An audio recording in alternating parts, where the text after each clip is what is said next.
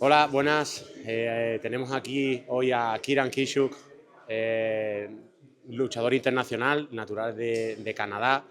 Ha entrenado en equipos como el Team Lloyd Irving y entrena hoy día en B-Team.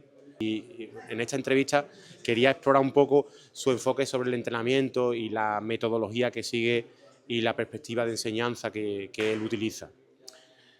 First question. How would you describe the main differences between amateur and professional jiu-jitsu training?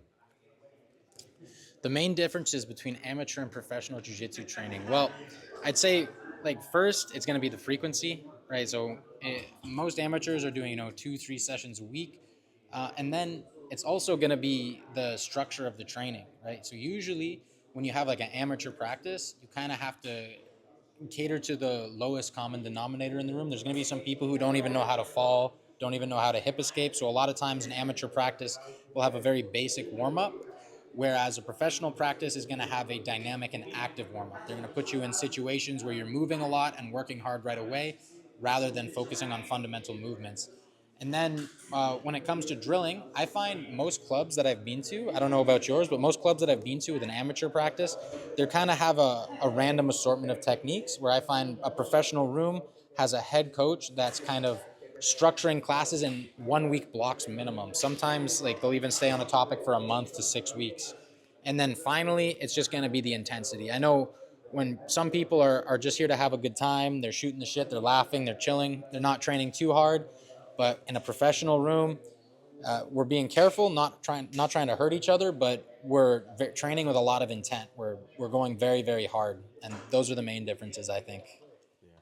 This is where we are trying to do here in this academy in Supreme, because we have the other academy and we were training for a long time, like as you said before.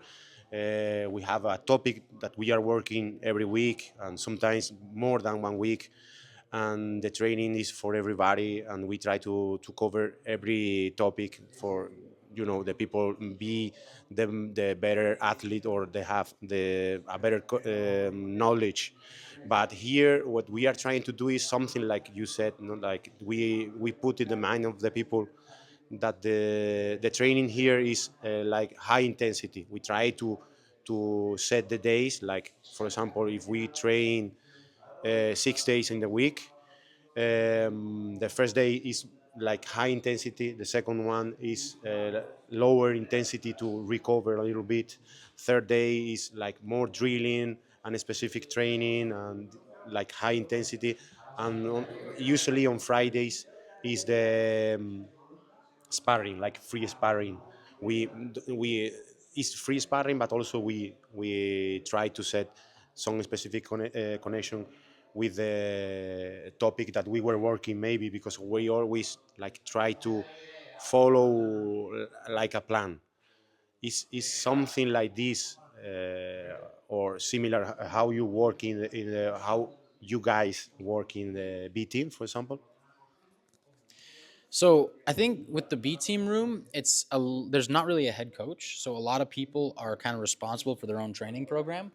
And me specifically, like I'm a natural athlete, so by the time it's Wednesday, Thursday, my body is pretty broken.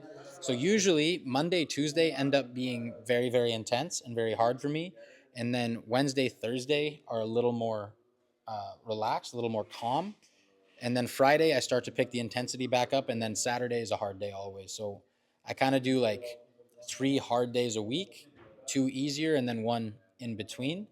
But it's going to be different for every athlete at B team, just because like we all have different careers, we all have different things we're training for. Like Damien, for instance, before afternoon practice, he comes straight from Muay Thai, so he has to train at a different intensity than say Nicky Rod would, because Nicky Rod is training for CJI, ADCC, whatever, but he just does his one practice a day and then lifts or does whatever he does at night. Um, but yeah, I think that tapering throughout the week is definitely super important to avoid injuries. And yeah, if you're trying to be a professional, you should definitely do that. If you're trying to be like a meathead and go super hard every day, you could do it for a couple months, and then you're going to start getting injured very, very frequently. What do you think about, for example, the reality for most of the athlete? Like, for example, in my time, it was the most of the many times I faced this situation. No? I was teaching, coaching to my student, and then training or trying to train to get something, to get some achievement as an athlete. Is this how you find this, or is possible, or nowadays is possible to keep doing like this, or the athlete have to change their mind completely and dedicate himself to the training? Because, for example, sometimes the way that I see here in my academy is that the youngster, the young kids, that they are training more or they want to train more. I try to show them the way or show them the path, and it's hard for them to, if they don't study or are studying, it's hard for them to get the money to go to the competition, to also manage their times. And I said to them sometimes to teach here classes like kid classes or beginners classes or helping in the classes is a good practice, or what do you think they should do in the better option, the better or the best scenario? So I think that the unfortunate situation in jiu-jitsu is that it's not going to be likely that athletes are going to make enough just from competing to not work at other things. Like even myself, like right now, I teach 7 8 classes a week. I teach an extra between 4 and 10 private lessons a week, and then I'm always traveling for seminars. Like I have like multiple sources of income. I've got a Patreon. I've got BJJ Fanatics. I've got my seminars. I've got my classes, my privates, and a couple other ones. And if you want to live this lifestyle, it's going to be really important that you kind of establish this. Like I could probably only name 5 to 10, ten's even stretching it, like 5 athletes that are making a living completely off of competing in sponsorships. But like the to live the jiu-jitsu lifestyle, unfortunately it's not like other sports where they're mainstream and you can get major support. You're gonna have to grind. You're gonna have to either work a day job or like I am, teach in gyms and take these kind of opportunities your coaches are giving you. Jiu-jitsu is very far away from having a large base of athletes that can just compete. And I hope it gets there someday, but today is not that day. If you want to live this lifestyle, you want to travel, you want to compete, you need to get in where you fit in and put some extra work in on top of your weights, on top of your training. It sucks, but it is what it is. I did like research in studies that I am doing. Like it's I studied from the Olympic Committee from Spain that I study um, about the methodologies, different methodologies of training and teaching, and I was like studying the traditional way, the ecological approach, and also the mixes, no, between the different methodologies. What do you think, or what is your opinion on the ecological approach in jiu-jitsu teaching? And what part of this opinion or this mainstream opinion is marketing? Because what I find sometimes is like the people try to sell a system. This is the only answer. This is the way, the only way. Nothing that you did before is working. Yeah, I think that there is an element of CLA or ecological. I prefer to call it constraints led, the CLA, that is really, really useful. And a lot of people have been using it for a long time in terms of doing situations, right? If you start on the back and you say anytime that you get an elbow to the floor, you stop, that's a constraint on your jujitsu as a whole, right? So it can definitely get more specific, which is what people are doing now. Um, but I think people have been doing it for a long time. And in terms of one over the other, I really think that a mixed approach is important. And I think that different games can have different benefits for people at different levels. So, for instance, if you start showing someone loose passing and you're just throwing them one technique at a time, people are going to be confused and prone to forget. If not forget steps, forget entire techniques. I think that if you kind of narrow it down to a game, for instance, the only point of the game is to keep your partner's feet off of you. You can start to teach them habits and expose the students to problems in real time that they're going to want solutions to. So then if you take them aside and you show them a technique, they're going to view that technique as a solution that is actionable and that they can use right away rather than a random piece of a mysterious puzzle. And I've been doing that with my students. I've been starting with games and then getting their feedback, like what problems are you having, and then presenting the technique as a solution to the problem. And I find that not only are they retaining information better, but it's changing how they think about jujitsu. Instead of jujitsu being this big, mysterious conglomerate of unknown techniques that you have to collect, people start getting together after class and actually talking about the problems, the mutual problems, the different problems, and solutions or techniques they've been working on to solve these problems. And I think it makes jujitsu seem more manageable when you kind of break it up into games. But I do believe that a mixed approach is most appropriate. This is what I find out with the research that I did, and also is this no.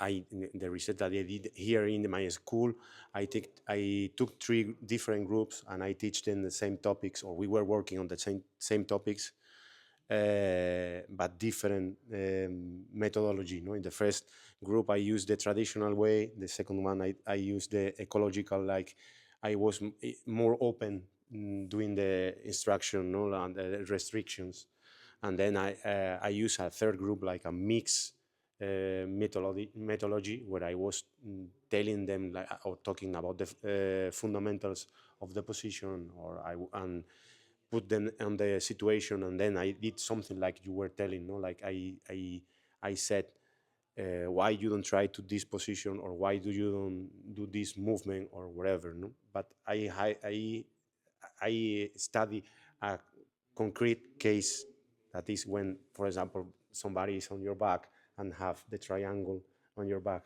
This is something that I think like in the seat belt and laying in the side, the strangle side, and the triangle, and how to escape from this position. And if I give this position for something for somebody for to learn from themselves, I think he's gonna take too long to figure out how to escape from the position. And that is the moment when you have to, I think is when you have to talk to the student and explain some of the fundamentals and say, look, this is a solution that you can use in this kind of moments. um, well, this is what I found out, and this is I'm glad that this is kind of your opinion also, because I always try to hear the opinion of the other. And before we were talking, you were talking about B team, and I know that you were training in Lloyd Irving, and I always was curious about the team, because I find information from different teams like AOG. They have instructional, they have many things online, and Alliance, that I learned so many things from the athletes from Alliance, Checkmat, and I see always Lloyd Irving with very good athletes, very good, many champions. I didn't know much about how they train or how was the system, how you feel that. I was working in the UAE and Abu Dhabi, and we have the kids program, and I at the time I knew that the Lloyd Irving have a kid program also, that I think they pick the kids with a bus and put in the class, something similar, but I didn't find information like proper information to have a right answer. So, like the training methodology at TLI was very intense. So like we rolled hard all the time. We did do situations, but not all the time. There was a lot of static drilling, and like I tell people, you can get good static drilling, but it takes a very long time. And training at TLI was a grind. Like 3 sessions a day, 90 minutes to 2 hours per session with hard rolls every session, and extensive amounts of drilling every session. It's mentally strenuous, it's physically strenuous. And for every great athlete that TLI has, and they have a ton of the best athletes there, like Elijah, for instance, right now is doing amazing. But for every great athlete they've had, I saw, 2 to 3 people with the jiu-jitsu world champion dream come through and fall off. The methodology is very like it weeds out the weak, right? It's not nurturing. It's not something that's gonna like bring a giant group of people up together. And to be honest with you, that might not be the best way to make champions, because I'm as tough as I am, I'm as gritty as I am, and I have the tolerance for training that I have now because of my experiences in that room. But if you have 100 people and your goal is to make all of them as good as possible, I don't think that that's the methodology you'd want to use, right? If you have 100 people and you want to put so much pressure on them that you get 1 or 2 diamonds, that's the way to do it. Um, but like for instance, the training in other rooms, I feel like kind of less athletes will fall off, right? Because the intensity is lower. It's more nurturing and accepting. I don't know if that answers your question, Yeah, but yeah, yeah, yeah, sure, sure. Well, what role does analyzing your own matches and training session play in your development as an athlete? Because, for example, this is something that I try to use as a tool when I was competing. Because sometimes I don't have even a coach to tell me you have to do this or you have to improve this thing. So I watch my matches many times, and the matches that I saw more was the one that I lose, to try to figure out why I lose and what was my mistakes. And I think it make many changes in my game. Is this a tool that you use, and how important is this for you? so me personally, I think it's a really, really important tool. In fact, I know it's a really important tool. But in practice, especially matches I lose, I feel super, super embarrassed when I lose. I know it's not a healthy way to feel about it, but I really don't like watching my matches, even the ones I win. I'll watch them once or twice and pick a couple of things up, but that's definitely something I should do more. I do watch almost all of my sparring sessions, so I record all my sparring sessions, and I kind of build new habits or work on things based on what's going on or what's going wrong in my sparring sessions. But sparring is not competing. It's definitely important to watch your matches, especially the ones that you lose, and figure out what you did wrong to try to get better. And even because you're watching yourself, your ego and your perception of self can kind of get in the way of what's actually going on. So I think it's also important if you can find a second pair of eyes, like someone who knows what they're doing and someone who understands jujitsu as well, to watch your matches and give you feedback. But yeah, it's definitely something I should do more. Yeah, for sure. When many times when I watch my fights, I saw things, and then years and years after, I saw more things. And when I watch it with another people who is better than me, or for example, was my coach, he have better answers in the moment.